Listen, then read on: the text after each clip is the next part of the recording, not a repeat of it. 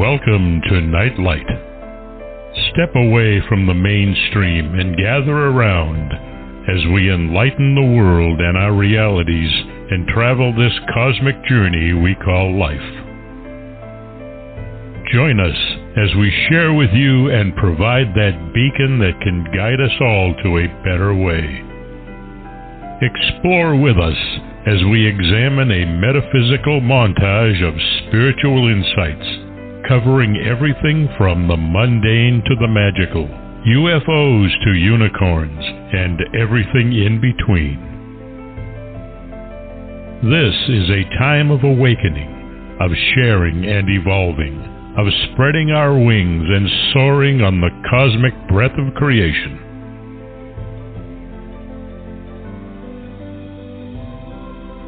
Come and join with other light-minded spirits as we weave our lights together to seek understanding, enlightenment, and, with a little luck, some wisdom. This is Nightlight, a reminder that you are never alone.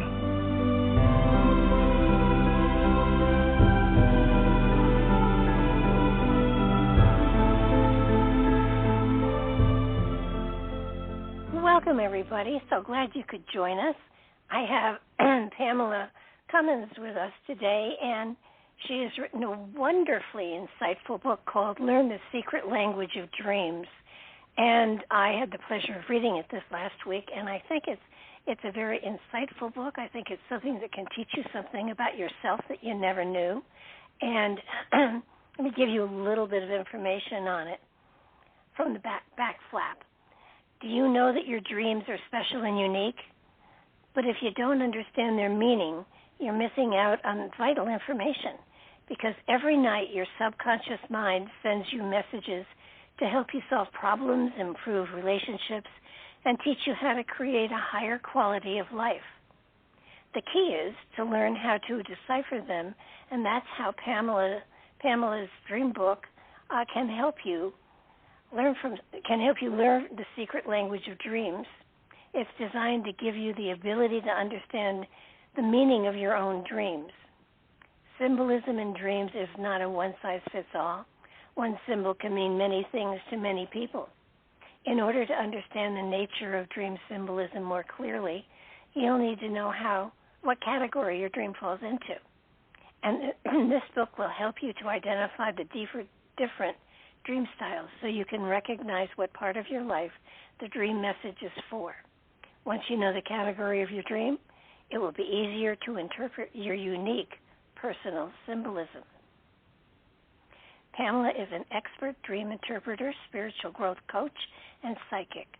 She's an author of 8 books and 4 oracle card decks on the topics of dream interpretation, spirituality, personal growth, and relationships. So we have quite an expert with us today. Let's see if we can milk her for some great information. Welcome to the show, Pamela. Thank you so much for having me here, Barbara. It's an honor to be here, and thank you for that great introduction.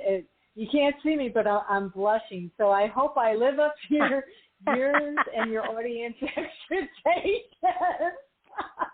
This is a topic that I'm fascinated with, so when I can get an expert on here, I'm so delighted to be able to really milk you for all it's worth, because there isn't a person out there that doesn't dream, even if they don't remember them. Everybody dreams. And it's how the spirit within is trying to communicate to us information that is so important for us to understand. And while I have interviewed probably over a dozen people who are involved with dreams on one level or shape or form and everything, and while I've, had my own dream journals and stuff like that, just lately, my mind and everything has been focused on one category, and I found myself in my dream talking to this person that I had difficulty with as far as comprehension goes. And I realized that night after night after night, I'm I'm speaking wonderful wisdoms to this person, and they are just looking at me like I'm talking to, a dead wall. And after about 2 weeks of this, I sat back and I thought, this doesn't seem right. And then a part of me, this is in my dream, I'll mind you, in my dream it said, didn't somebody once tell you that you were every person in your dream? And if that's the case, are you talking to yourself? And I realized that's exactly what was happening. I was telling them what I needed to hear from Spirit so I could walk away.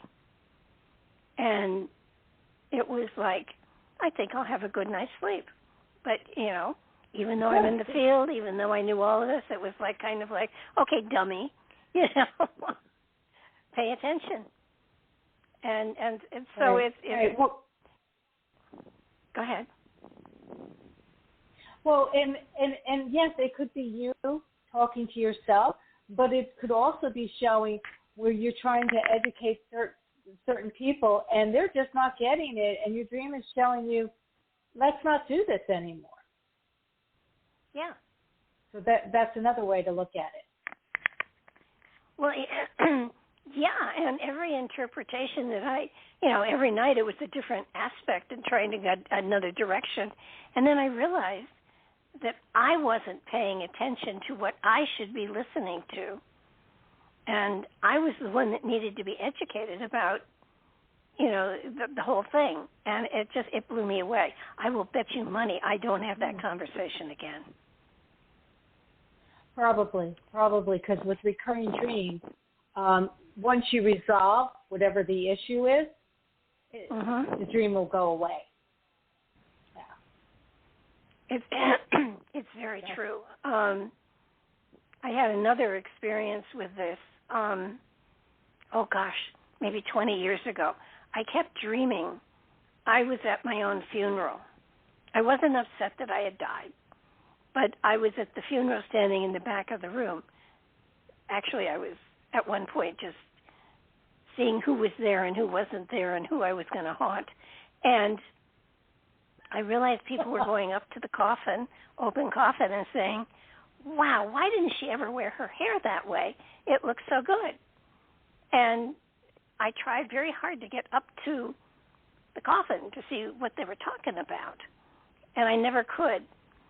Shortly thereafter, I had my long hair to the waist, cut all the way up to above my shoulders, and I never had the dream again.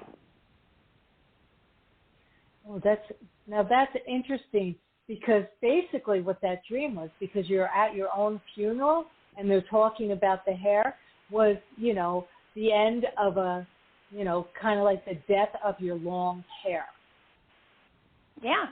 If that makes sense. Yeah, and just seeing yourself at the funeral is kind of like the death of yourself, and your hair can give you power, okay? So in a sense, even though your hair was shortened, it felt powerful, and others were saying, wow, I like you this way. Right. And that's interesting. And I think that our dreams, if we remember them, our dreams can give us so much insight into our life and to the changes that are coming and into new directions that are coming. And it doesn't take a lot. But explain to people how they catch their dreams, because everybody's going to say, I lose the dream as soon as I wake up. And I forget who it was, but it was another dream interpreter. And I said, frankly, I'm going to have a notebook in the bathroom. And he said, yeah, that's the best place to put the book. That's where you can sit down and actually write. Because or right next to your bed. Yes. Yeah. So okay. So you what? Yeah. Tell people how to go about setting this up, because catching dreams and writing dream journals, there is an art to it. Yeah. Yeah. Well, one thing, And I'll have to be honest, I don't really write down my dreams that much anymore unless it's a real important one. You know, like I know I have to write this down because I remember them, but I wrote down my dreams for like a decade, okay? But it's important to have some kind of journal. And the way for you to remember your dreams and to, you know, write them down is to plan beforehand, okay? To have that notebook in the bathroom as you do it or on the side of your bed. And if you don't like, some people don't like to handwrite, and quite honestly, you know, people younger than us, I don't even know if they very rarely use a pen and paper. They'll type it in their phone, and that works, or if you want to record it. But have it right by your bed. Well, it's true, you know, and I like to think of it as like preparation if you're going to go to the gym the next day, or sometimes if you work 9 to 5 and you need to have your clothes out or preparing the kids' lunch or whatever. It's the same thing with having some kind of, you know, journal to record your dreams with. And it is a good idea as soon as you wake up to grab that dream journal, or at least say the dream over in your head again and kind of replay it. So then you can write it down. And the other thing I'd like to point out is, you know, sometimes we have these dreams that have like 5 dream scenes to them, and they're really long.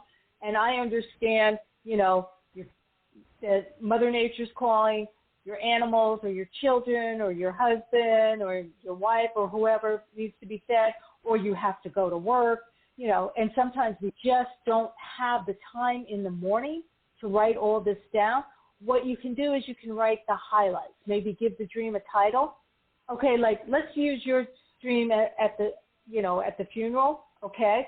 You know, my funeral, you know, lots of people there, okay? You know, like what was happening, lots of people there, maybe who the character was. Maybe there was a certain one that jumped out, like the person who said, oh, look how good her hair looks, you know, the main theme of the dream, you know.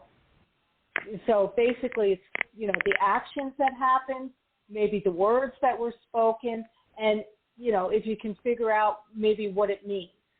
Like you knew, like, changes were coming, and within your, and for you, it was actually your hair. Am I making sense?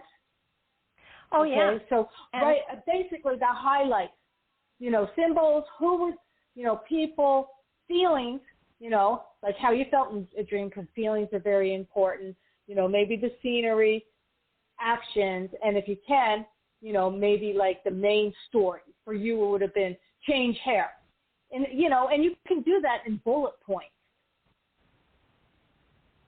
That's true. That's very true. I think I haven't learned how to use my phone to record what I say yet, but, you know, if you can, I need to see something in writing rather than, you know, just a recording. So, but you know, that is a perfectly wonderful way of doing it. I think I've told many people, I tell most people, I think, having a journal for spiritual insights, for coincidences, for synchronicities, for dreams is a really good idea, because it gives us a hint at looking into our higher consciousness and the symbols that our higher self is trying to give us to help us interpret what's going on in our life.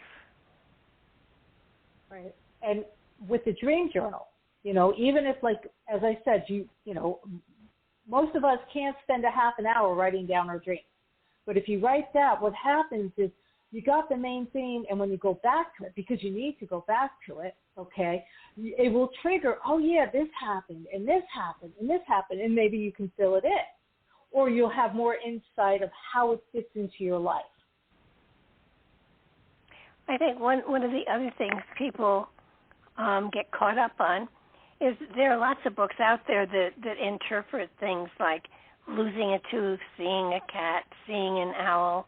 I mean, they give you interpretations for things, but that doesn't really apply to everybody. I mean, if you got a book like that, it would be a good idea to be able to write your own interpretations down alongside the other ones. Yes. And the one thing about the symbol books, and, sometimes, it's like your horoscope. Sometimes they're right on, and then other times, like, oh, this makes no sense. And the same thing with the Symbolism book. Why? Well, it's true, right? Why? Because it's written on the person's, and this is the same thing with my book, too, I'll admit it. It's written, about my experiences with dreams, the way I was taught with dreams, my opinions, okay? And it's the same thing with others. And I like to say, like, if we wrote down everybody's meaning of a symbol, right, a dream dictionary would be too heavy to carry if it was in a book. And if it was on your phone in an app, it would blow up your phone because there's just too much information, because everybody, what a symbol means to them is true, right? What a symbol means to me is going to be totally different for you. And it's not just the symbols, it's the memories behind that symbol, okay? It's the feeling behind that symbol. Let's use, I'm hearing snake. So let's go with the snake, because the snake is very common, okay? Now, a snake, if you look in the dream dictionary, and this is true, transformation, because it sheds its skin, that makes sense. It can be, a man's penis. It can be kundalini. It's also like, the symbol for medical. And I'm sure there's more, but that's off the top of my head. And all of that makes sense. But it's different for each person when you put the feeling and the experience. And, and I'm being reminded, when I was a child, right, the boys on my street took a snake and put it down some little girl's pants, right? And that was horrifying for her, and I can understand that. So if she dreams about a snake, it's going to be most likely scary to her. Or it could also be like a PTS dream, post-traumatic stress disorder dream from her childhood, okay? Where, other people who have pet snakes or raised snakes, it's going to be totally different because of their experience. And again, it's the feeling. Like, if that woman who had the snake put down her pants dreams about snakes, right, and it's a pleasant feeling, it's going to totally change that symbol. So I hope that makes sense. Oh, it does. And I think the other thing that your book brought out was, there are different categories for dreams. So symbols in different categories can mean different things. So you want to sort of share some of the different categories that you go into in the book? Sure. In fact, I'm just going to look at there's environment dreams, okay? And environment dreams, or I like to say inner and outer environment. So if, like, a very common thing is nature's calling, you need to, your bladder's full, and your dream you might, look for bathrooms and you can't find one, and you finally find one, the door's off and people are standing around. And then there's the outer environment where, let's say, somebody's trying to break into your house, okay? And you might actually have a dream of someone being in your house, or that there's a wild animal in there, and basically maybe there's a wild animal outside your house trying to get into your house. So environment dreams basically keep us safe, okay? Uh-huh. Then there's solution dreams, and I love solution dreams, and they give us solutions to our life. Like your dream, in a sense, okay, was, for cutting your hair was a solution, okay? Then, the recurring dream that you had about talking to yourself, all right? And I want to point out that the recurring dream also had the category of a solution, okay? So how cool is that? And then there's body and health dreams, okay? and in a sense, they can be solutions that give us solutions of, what we need to take care of our health and our body. Nightmares. One of my favorite categories is visitations from deceased loved ones, although they're not always visitations.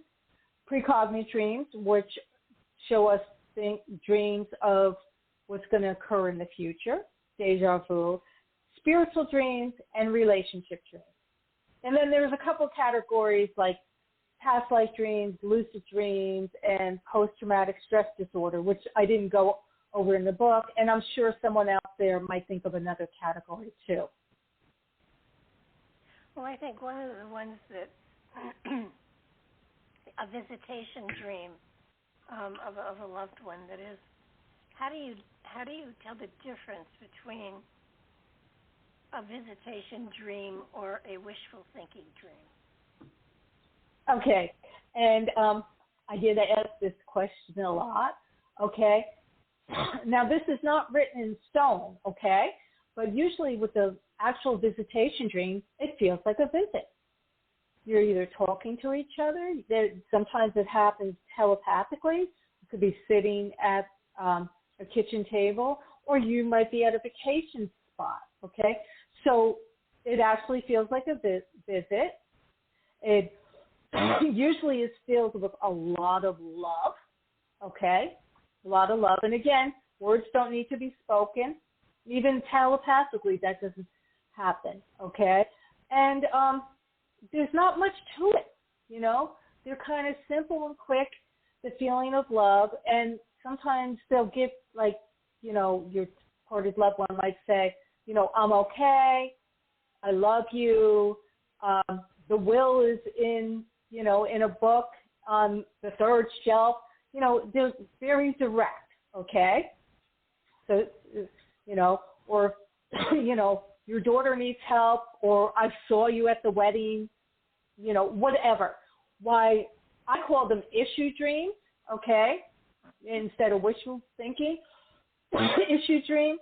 And those are usually things that you haven't resolved with a deceased loved one, okay?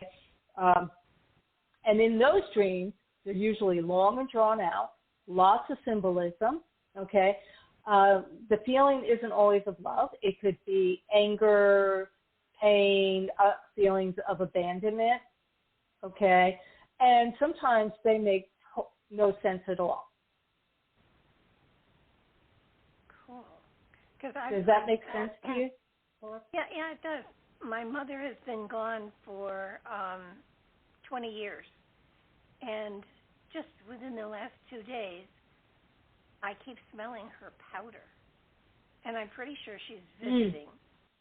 And a visitation like that feels like a dream sometimes, because as soon as I smell it, I know she's around, and I wonder if there's a message. Haven't gotten a message, but I've smelled a lot of powder. Yeah. Well, my mom, I can totally relate, because my mom smoked.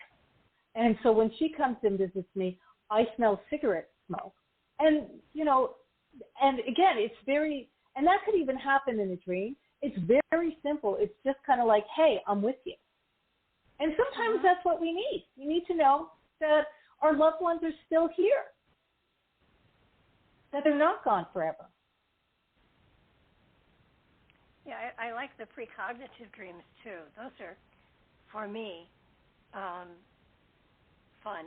For me, those have to be written down, because otherwise, when you've had a dream that feels so precognitive, you can't believe it, and you write it down, then at least you can go back and say, see, I dated this 3 weeks ago, and here it is.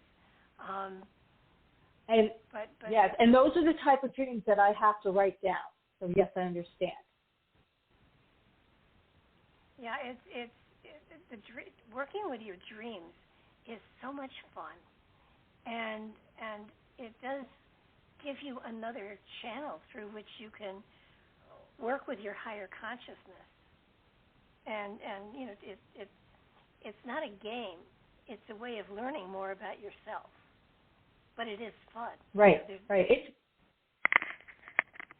It's sort of it's like it's like finding another level of understanding that you can reach for if you're open to it. And a lot of times, go ahead. I'm sorry. No, go ahead. I'm sorry. No, if you ask yourself, if you say, "I'm going to remember my dreams," you will. I mean, it's like putting an order in and just waiting at the pickup table at the end of the night. You do have the dreams. We all dream. I don't know if there are. I guess there must be people that don't dream. There are lots of people who don't remember their dreams, but everybody really does dream. Yeah, if you don't dream, it's a certain state. I think it's REM, okay? Because even dogs and cats, they dream. If you don't dream, honestly, you can end up very ill. Okay, I think that people who might not dream, okay, and I can't say this for sure because I'm not in their body, okay, and I don't even think scientists would know, is people who have been, their brain has been damaged. They might not be able to, but we all dream. That's the only case that I can think of. But even because we don't know, but you do need to dream. Your dream is kind of like, like how we need sleep, okay? And, sleep, let's say sleep is like unleaded gas, right? Where our dreams are like super unleaded, okay? So we need that. That just came to me. But, yeah, but dreams are, they're like therapy, but I like to think of dreams as like a big puzzle. And it's a puzzle of you putting yourself together in a sense. Yeah, it really is. And, when you're looking for answers to problems in your everyday life, I mean, that kind of searching you take into the sleep experience. And so often answers can come to issues that you haven't been able to figure out, but more often than not, it's a symbolic answer, and you have to be willing to take it and let it sort of unwind so that it addresses the reality that you're living in. Well, it's two things. The first thing is like how you said, like when you tell yourself, "I will remember my dream," or "I will recall my dream," okay? That is like sending like a message to recall it. It's the same thing with a solution dream, where you find solutions. You can go to bed and say, what do I need to do about, this man I'm dating, and your dream will give you a solution. And who was it? Elijah Howe was trying to, with the sewing needle, he could not get that needle to work until one day he saw the needle, the thread not going at the top, like we would if we're manually sewing it with a sewing needle, okay, but at the bottom. He saw the hole down there. And that's how he helped create the sewing machine.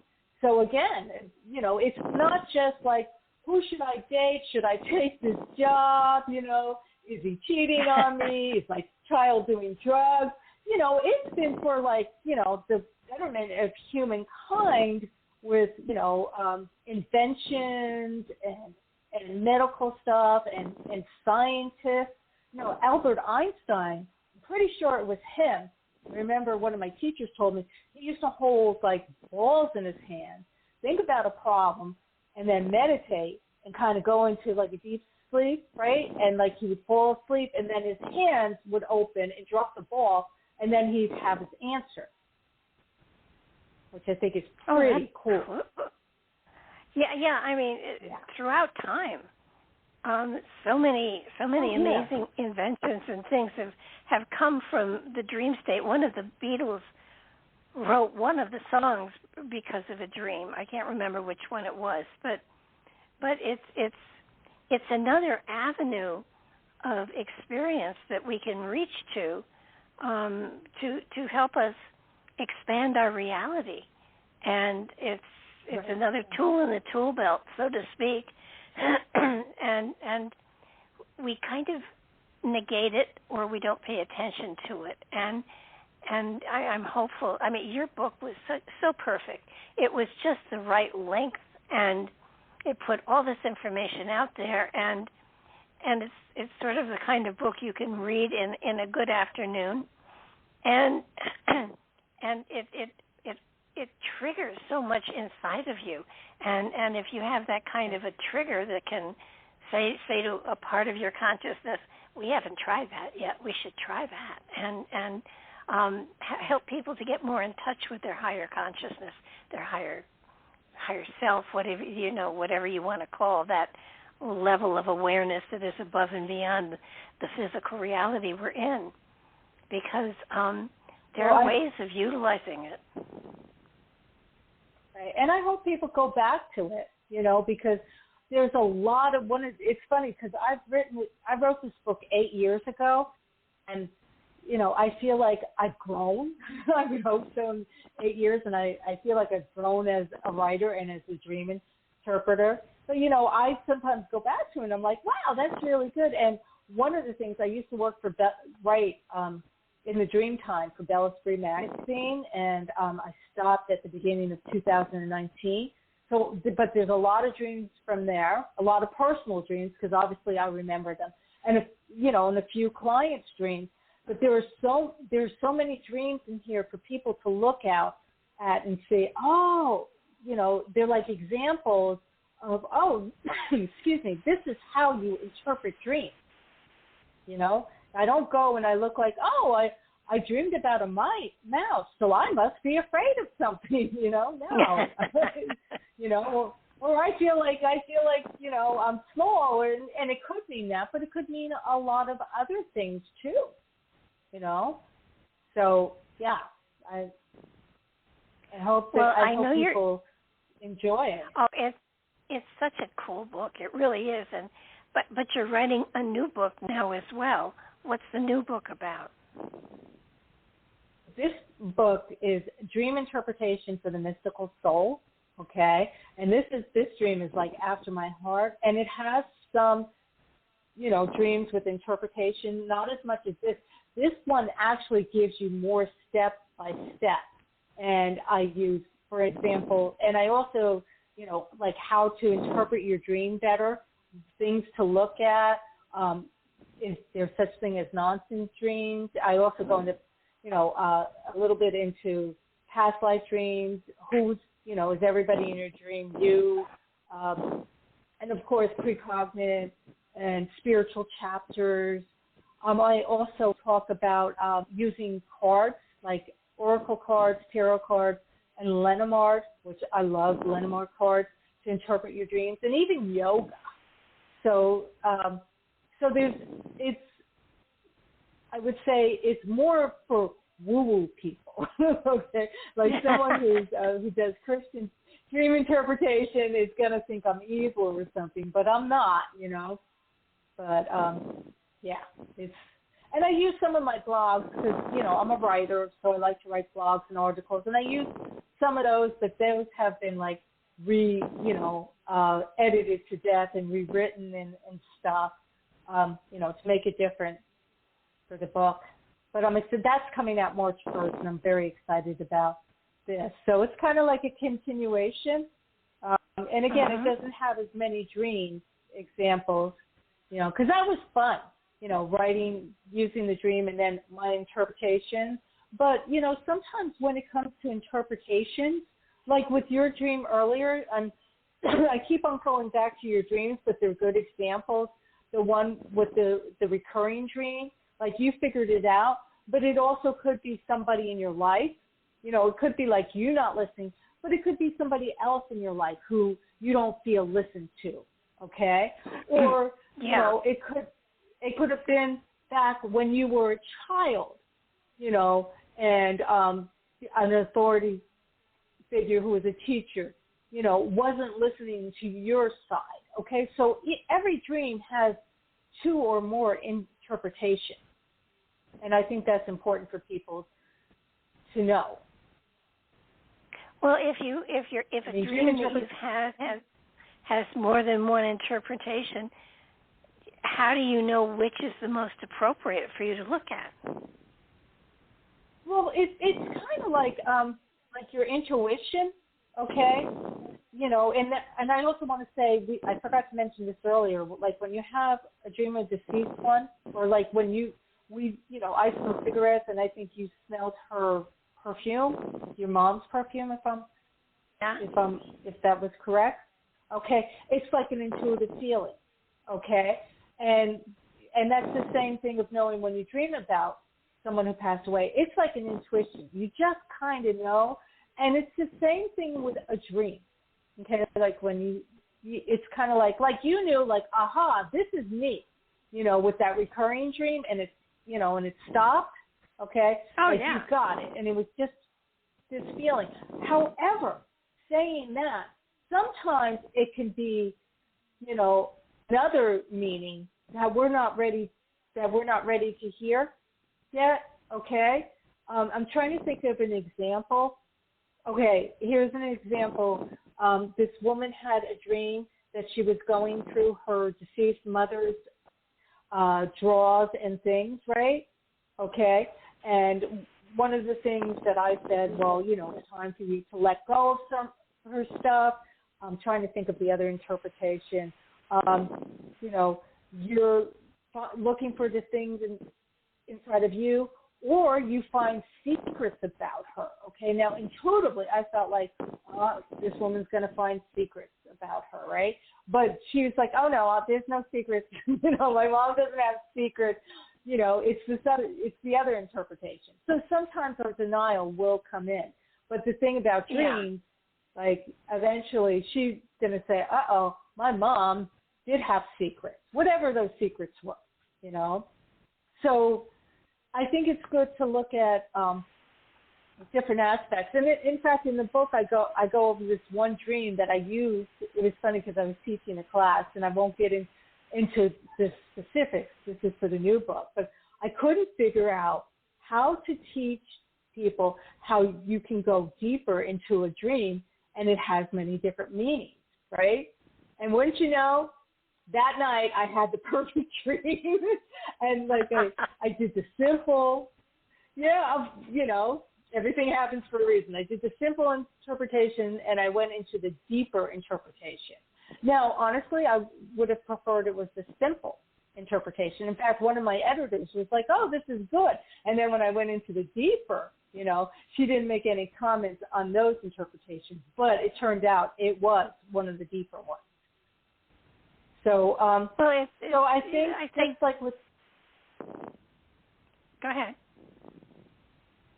Well, what I was going to say, just like a precognitive dream, sometimes you have of the future, like it's like, oh yeah, okay, this is, you know, like for instance, this dream's coming up. I had this dream about a certain room when I was in high school, the way the ceilings were, and like a week later, you know, I went into the room and there it was. It was the same room. I was like, wow, I dreamed about this, okay? But other times it takes time for, like, women have told me how they dreamed about their husband years before. So sometimes it takes time to understand the dream. And when you're looking at different, you know, meanings for a dream, they're like, oh, yeah, this feels right. Sometimes the other meanings are revealed later. Could even be up to a year later. Well, that makes sense. Yeah. What about the nightmares? I mean, I've had dreams where I would wake up and not like I didn't like the way a dream ended, and I would really go back to bed and end the dream in a better way. Yeah, that can happen. That can happen. That may be cheating, but it was kind of like, oh, no. I'm not going to let that one sit there. I've done that with meditation because seriously, when I personally have a nightmare, you know, I can't go.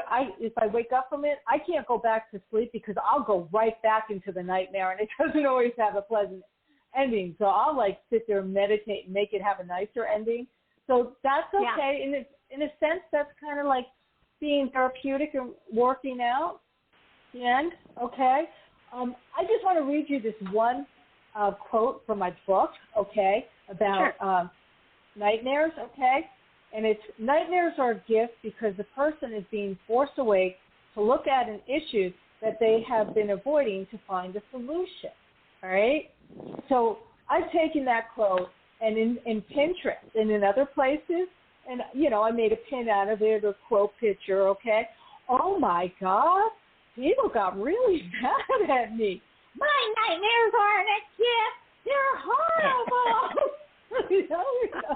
I can laugh at it now, but they couldn't see how their nightmares are a gift, okay? Because, let's face it, nobody really likes nightmares, okay? They're uncomfortable. You wake up, your heart's pounding, your palms, they can be really scary, especially if somebody's running after you and trying to kill you, okay? But they're also a gift because it's like you can't deny it. You know what I mean? Like, I just wrote an article about denial, okay? And every human being has a denied state. During the day, we'll be like, oh, I'm not angry at him. Oh, that doesn't matter. Oh, whatever it is. We deny it. But in the dream time, you can't deny it. And if you're denying your dream, okay, like, oh, that dream's silly, it's going to, I'm not going to pay attention. Eventually it's going to come into a nightmare to wake you up and say, pay attention to this, So even though you go back and you change the ending, you paid attention to it, okay? A lot of people don't pay attention, and that's when they become recurring nightmares. Well, when that happens, I usually sit for a while and say, first of all, there's a lesson here. Let me see if I can figure out the lesson. And then once I think I have it, I may not have it totally figured out, but I probably have a part of it figured out. Then I go back in and I change it. And even if it's recurring, it usually will recur with my change and then something else, so that it's kind of like it built on it. It gave me credit, I guess. Yeah. But that's good. That's good because it's saying, hey, Barb's trying to work. She's working on this problem, and she's trying to come up with a solution. Okay. The other thing I want to point out when it comes to nightmares for people who are listening, okay, like let's say this is a night, like someone's chasing you and trying to kill you. Okay. All right.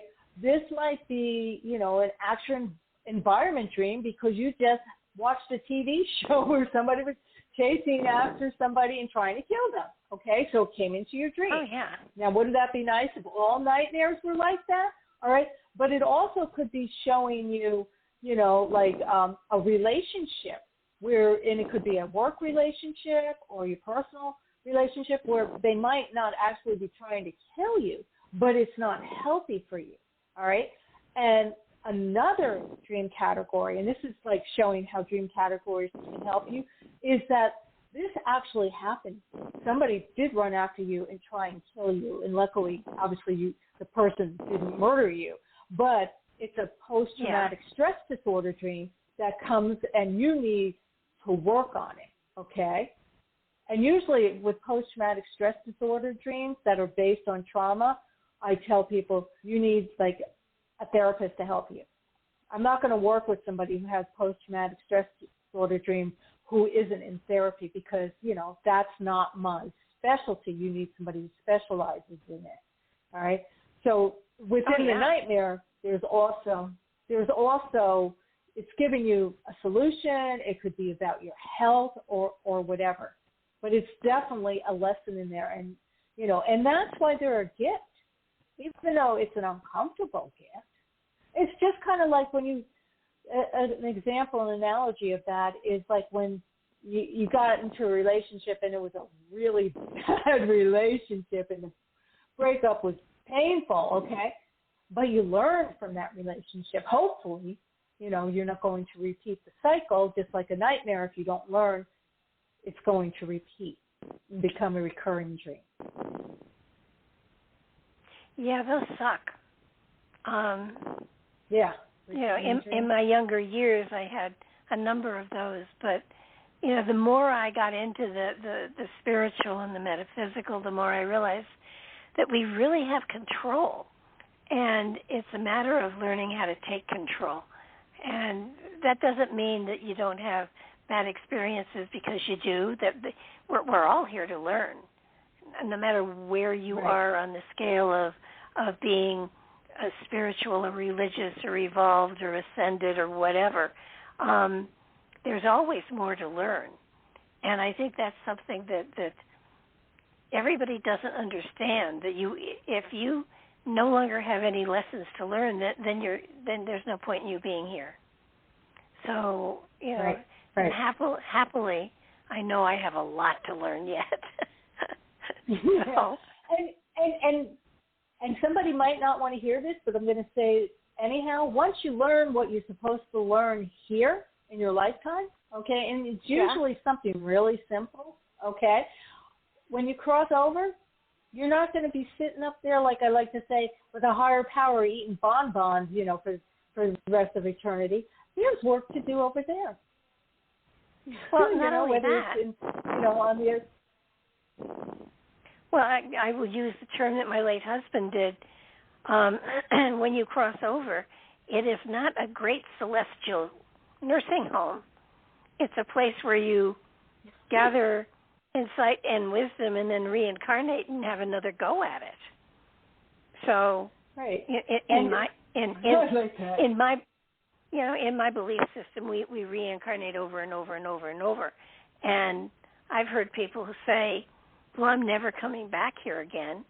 And where one time I would have argued with them, now I don't, and I just say, you're absolutely right. Your personality will never hit the earth plane again, but your spirit may have another thought or two about coming back. Right. And if they choose not to incarnate, okay, then maybe they're going to do work, you know, be somebody's guide, you know, a spirit guide on the earth plane, or maybe they're going to help, you know, like when somebody has like a bad ending, you know, murder or sudden accident or whatever, they need to heal. Like it's like, you know, nursing home, if you want to call it, or hospital over there. They might need to do some work there, you know. But quite honestly, and I don't say this to the people, but when somebody says, oh, this is my last life, I know, I don't need to come back. And that's when I think, oh, yeah, hon, you need to come back with that ego. Yeah, I had somebody once say that to me, and I said, well, how do you know you're done? And she pulled out this huge binder with certificates for weekend retreats and stuff that she'd done. She said, I've done all this. What more could there possibly be? And I'm thinking, oh, you just have no idea. Because every time I think, you know, I've sort of tied up a topic or something, suddenly there's something so new that you know, I have to put my schoolgirl pants on again and get to work again, because I have more to learn. And I just those people that and I don't know, maybe some of them are right. I think that, you know, people like Jesus, maybe it was, you know, but you never know. And no, you don't. But I think that dreams are so precious and important, and they can teach us so much that we ought to be paying a little more attention to them than we do, because it can expand your awareness and your insight and your sensitivity to the people around you, to your environment, and to the direction that you're going in for this lifetime. And I love the ones that reflect that. And I love the ones that reflect past lifetimes. I have had a dream, gosh, as long as I can remember. I am in a Viennese ballroom. The chandeliers are all candles and stuff like that. Everything is lit by candlelight. The music is playing. There is a Viennese waltz playing, and I am dancing in a blue dress with lace on it. And I mean, I can see the dress. I can feel the swoop as I'm going around in circles. I don't, and I haven't been able to place it. I've had that dream for probably 50 years. Mm. Yeah, and it sounds like a happy dream. Oh yeah, my feet hurt because the shoes are too tight. But aside from that, I would rather be barefoot. I think is the thought that crosses over. But yeah, it's a joyful dream. And you know, there have been times that I said, let me get a closer look at who I'm with. Can't discern the features of it. It's a man, but I have no idea who's swooping me around. It's a wonderful, joyful dream, and I just adore Viennese waltzes. I mean, you can lose me in a Viennese waltz, and you know, sometimes you don't understand. Sometimes dreams just come to you, and while there is information there, you don't necessarily always get the fullest meaning. And you know, I've done everything with looking at the colors that I remember, or the fact that I remember it's candlelit. It's not, you know, electrical or anything like that. I can get basically a time frame of the 1600s, 1700s. But aside from that, so far, I mean, you know, maybe I'm not old enough to know it yet. But for some reason, it has come to me over and over and over. And maybe it's just telling you to enjoy the dance of life and enjoy the moment. No matter how sometimes things are, you know, things might hurt a little bit, you know, or your feet are tired. You know? Well, you know, you might be funny. tired. Yeah. It's funny because, you know, when I have that dream, I will during the following day, I will put Viennese waltzes on. And it is a calming, joyful experience for me. So it could be maybe I just need to have that lightness in my life, and the music will do it, and it's a needful thing for me at that time. It could easily be that. Yeah. But I think, I think people should really get a journal and start writing these things down, because the more you dig into your own life and your spirit, the more knowledge you have and wisdom that you have to apply to any situation that you come up against.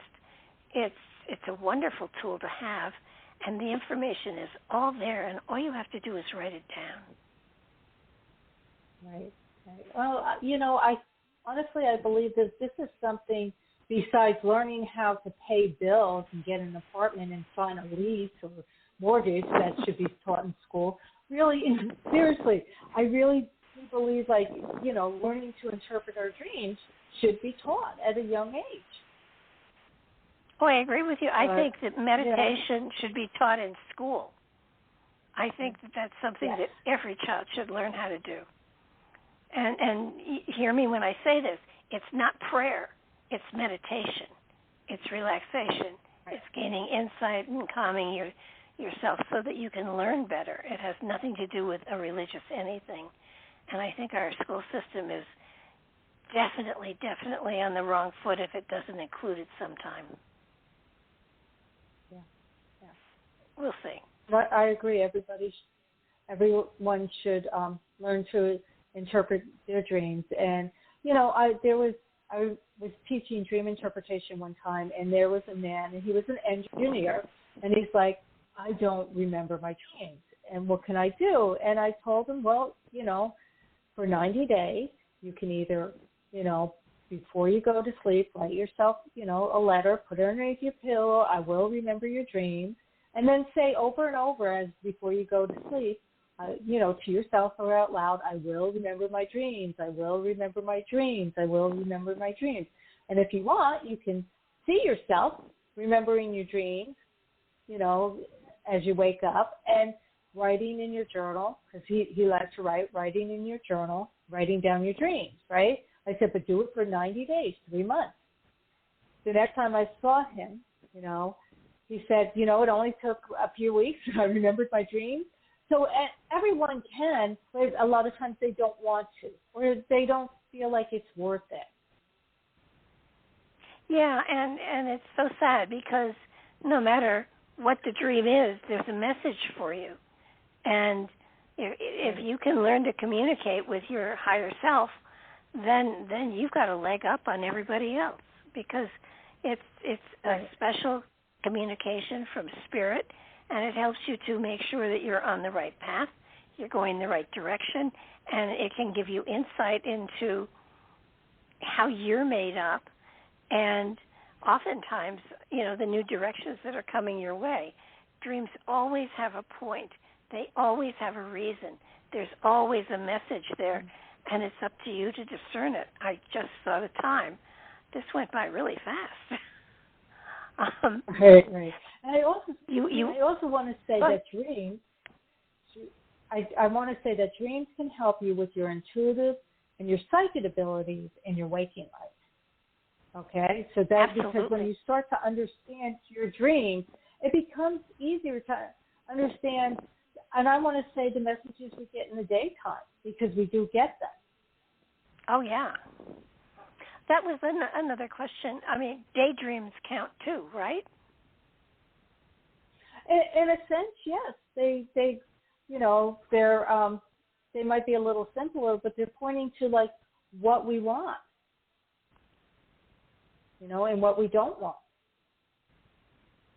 That's so true. if you see like this, if you see this gorgeous guy behind the counter a coffee shop, and you start daydreaming about like going out with him and maybe kissing him, okay, maybe you want, more passion in your relationship, or you want a relationship. If someone's going by in a big fancy, like, I don't know, Mercedes-Benz, and you can see yourself behind one, maybe you want, a nicer car, or maybe nicer things in your life. But you have to work for it. We can't.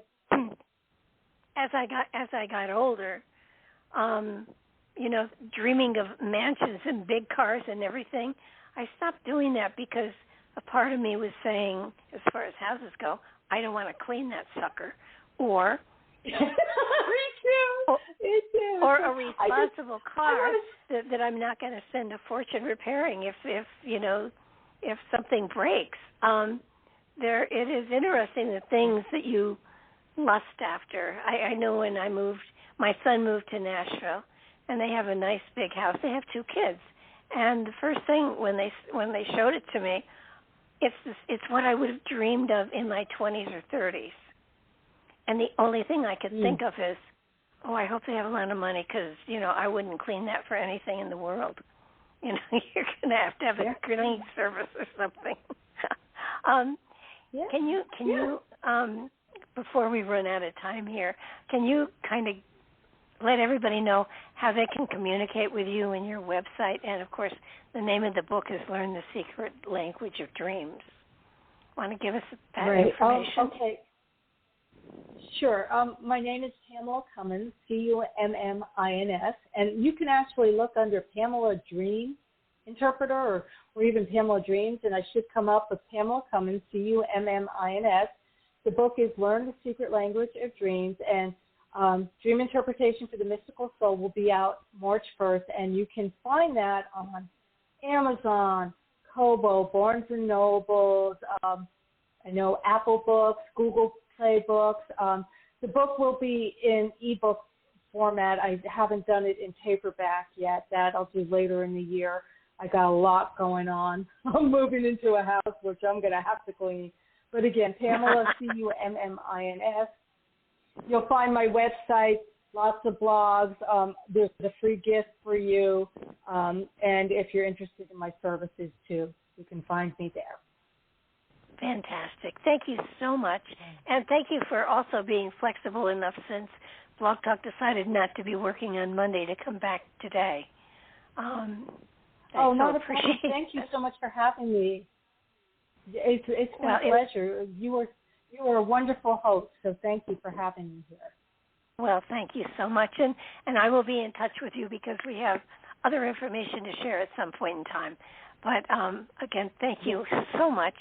Thank you, everybody, for being here, for listening in archive.